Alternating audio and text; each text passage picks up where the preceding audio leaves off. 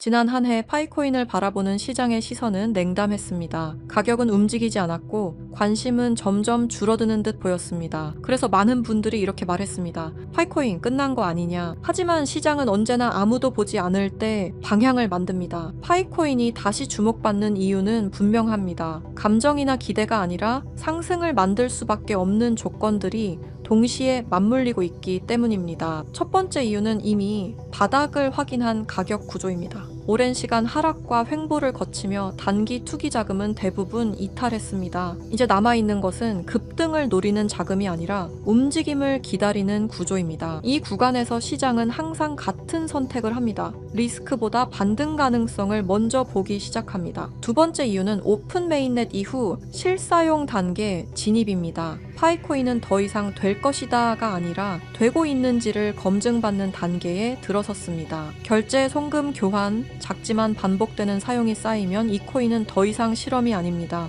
화폐로서의 신뢰가 형성되기 시작합니다. 세 번째 이유는 비정상적으로 큰 사용자 기반입니다. 대부분의 코인은 가격이 먼저 움직입니다. 하지만 파이코인은 사용자가 먼저 존재합니다. 실사용하는 이용자가 많아지면 그만큼 가격의 상승이 동시에 일어난다는 이야기입니다. 네 번째 이유는 서사의 완성입니다. 투자 시장은 숫자만으로 움직이지 않습니다. 사람들이 이해할 수 있는 이야기, 설명할 수 있는 상징이 붙는 순간 관심은 폭발합니다. 2026년 파이코인은 지금 갈림길 정중앙에 서 있습니다. 이 코인이 실패작으로 기록될지 아니면 가장 오래 기다린 실험으로 남을지는 바로 지금부터의 방향에 달려 있습니다. 앞으로 파이코인의 핵심 방향은 단 하나입니다. 가격이 아니라 사용처입니다. 파이코인은 이미 채굴 단계를 넘어섰습니다. 이제 남은 과제는 명확합니다. 사람들이 실제로 쓰는가?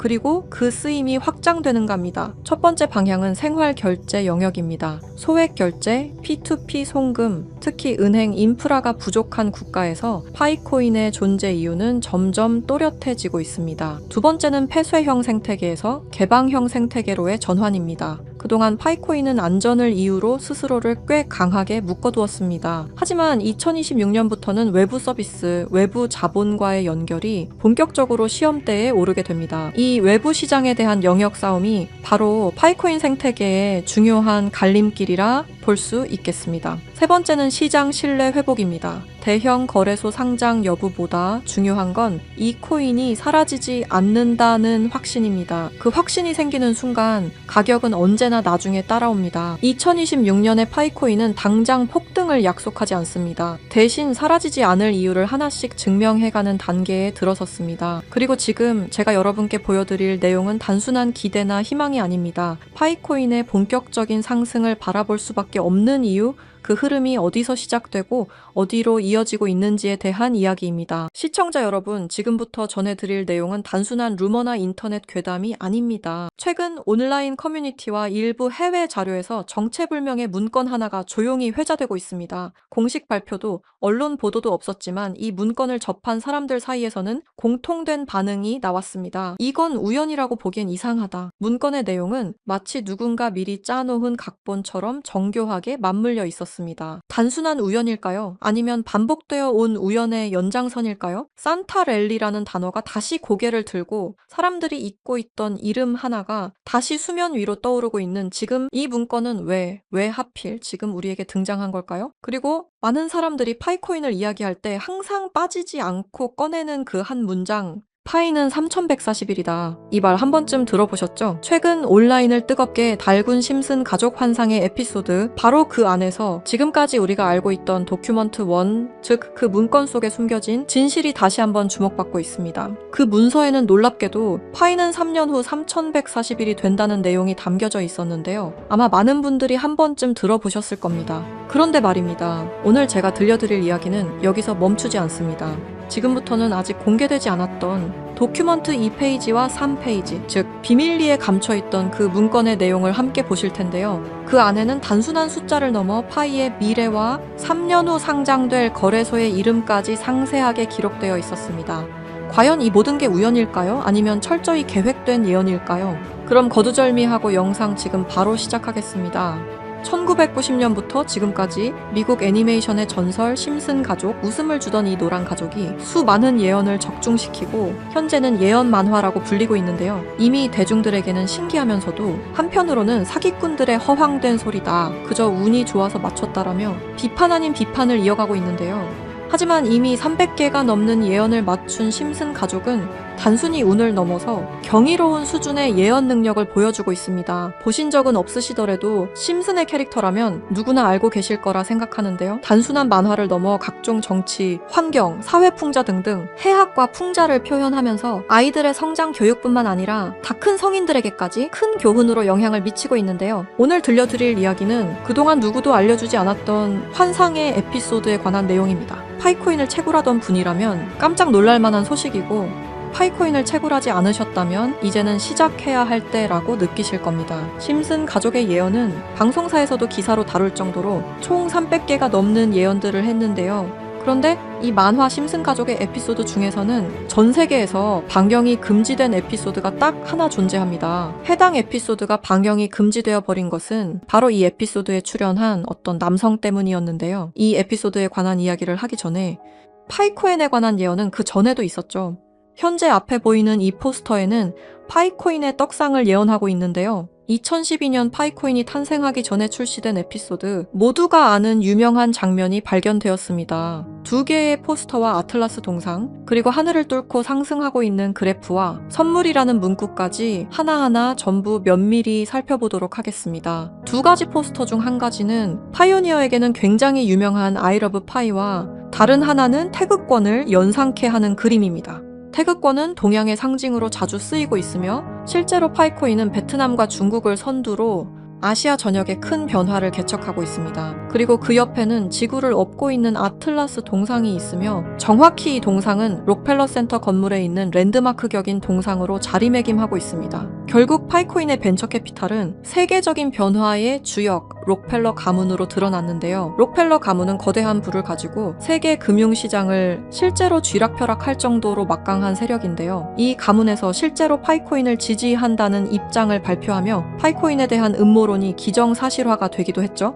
마지막으로 기프트는 선물이라는 뜻으로 심슨 가족이 우리에게 주는 선물이라고 해석이 되고 있습니다. 그리고 하늘을 뚫고 상승하는 그래프까지 직관적으로 파이코인의 엄청난 잠재력을 내포하고 있는 것으로 보이고 있죠. 영상이 이렇게 끝나면 다른 파이코인 영상과 다를 게 없어 보이죠? 이제부터는 제가 유튜브 영상 어디에도 없는 파이코인에 관한 심슨의 추가적인 예언까지 한번 알아보도록 하겠습니다. 극소수만이 아는 심슨 가족의 에피소드 중에는 전 세계에서 방영이 금지되어 버린 이른바 환상의 에피소드로 남은 작품이 존재합니다. 바로 3번째 시즌 첫 에피소드인데요. 해당 에피소드의 제목은 스타크 레이빙 데드입니다. 해당 영상이 한국에서 방영할 당시 MBC에서는 정신병동, 그리고 EBS에서는 리사의 쓸쓸한 생일이라는 제목으로 각각 방영되기도 했던 에피소드입니다. 그렇다면 이 에피소드는 대체 왜 방영이 금지되었던 걸까요? 간략하게 이 에피소드의 줄거리에 대해 말해보자면 호머 심슨이 어느 날 정신병원에 입원하게 됐고 그곳에서 자신을 가수로 착각하고 있는 환자 레온 컴퍼스키라는 남성을 만나게 됩니다. 그와 같이 다니며 둘의 사이는 더욱 더 돈독해지고 그는 틈이 날 때마다 주인공인 호머 심슨에게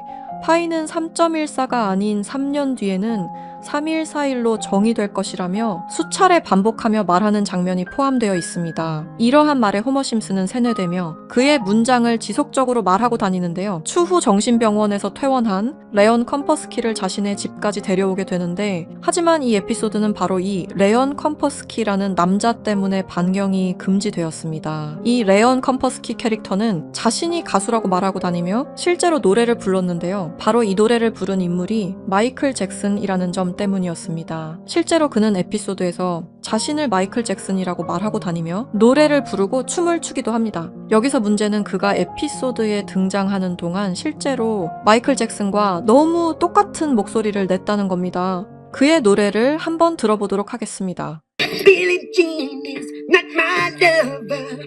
She took the girl who says that I am the one. 여러분 잘 들으셨나요? 여러분들은 어떨지 모르겠지만 적어도 제가 듣기로는 실제로 마이클 잭슨이 부른 것 같은 느낌을 받았는데요. 똑같은 목소리와 창법을 흉내내며 호머 심슨에게는 파이는 314일이라며 에피소드 내에 틈틈이 계속해서 언급했습니다. 하지만 당시 세계적인 팝의 황제 마이클 잭슨이 참여했다는 이유로 이 314일이라는 숫자는 세상에 묻히게 됩니다. 몇 년 후에 심슨의 총 제작을 맡고 있는 맷 그로닝마저도 레언 컴퍼스키는 마이클 잭슨이 맞다고 하였는데요. 사실 마이클 잭슨은 이 사실을 상당히 숨기고 싶어 했고 심슨 가족의 제작진들과 성우들 밖에 모르고 있었지만 본인이 직접 불렀다는 사실이 밝혀지면서 마이클 잭슨의 팬과 심슨 가족의 팬 모두에게 충격을 주기도 했습니다. 마이클 잭슨이 사망한 이후에 그가 추악한 범죄를 저질렀다는 내용의 다큐멘터리가 출시되기도 했었는데 피해자들의 증언이 많이 모순된 점을 비롯해서 많은 비판마저 공존했지만 해당 다큐멘터리의 여파가 워낙 컸던지라 심슨 가족의 제작진들과 그리고 판권을 구입한 디즈니 측에서 OTP 서비스인 디즈니 플러스 방송을 금지시키고 더 나아가 이후 발행되는 모든 DVD 등 매체에서도 해당 에피소드를 배제하며 현재까지도 이 에피소드는 전 세계 디즈니 플러스에서 완전히 그 흔적을 찾아볼 수 없게 되었습니다. 하지만 이 에피소드는 단순히 마이클 잭슨에게만 집중해서는 안 된다는 거죠.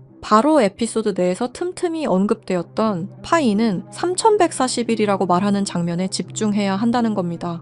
그 중에서 바트 심슨이 발견한 라이언 컴퍼스키의 책에서는 이러한 내용이 있었는데요. 만약 당신이 3년 동안 기다린다면 1파이당 가격은 3141달러가 될 것이다. 이렇게 적혀 있었습니다. 또 하나 충격적인 예언은 2022년 HTX 거래소가 파이코인을 도둑 상장한 것 또한 예언되어 있었으며 그리고 그곳에는 가짜 이렇게 적혀 있었습니다. 다음 내용은 더욱더 충격적인데요. 바로 2025년에 파이코인이 거래소에 상장이 된다는 예언입니다. 실제로 OKX 거래소에서 지난 2월 20일에 현물 거래를 지원하기로 했죠. 이 책의 내용에 따르자면 상장된 이후 3년이 지난 2028년에 들어서 파이코인은 3141달러, 한화 약 450만 원 가량에 도달할 것이라는 내용이었는데요. 그리고 이 뒤에는 놀라운 내용이 하나가 더 있었습니다. 파이코인 상장에 관한 정확한 날짜와 매년 최고점과 하락 시점 등등 매우 디테일한 내용들이 포함되어 있었습니다. 이러한 예언들은 파이코인 미래에 대한 기대감을 더욱 증폭시키고 있었는데요.